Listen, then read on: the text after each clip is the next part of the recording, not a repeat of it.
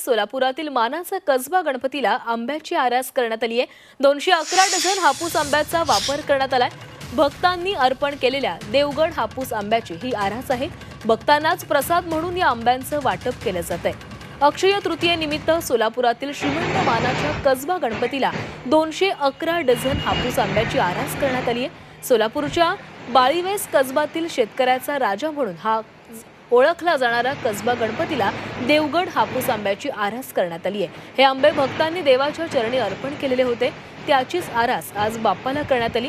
गणपती मूर्तीभोवती आंबे रचून सजावट करून त्याच्या समोर बैलगाडीतून शेतकरी परिवार आंबे वाहतूक करतोय असा देखावा देखील साकारण्यात आलाय। दरम्यान या आंब्याचा प्रसाद म्हणून वाटप देखील केलं जातं।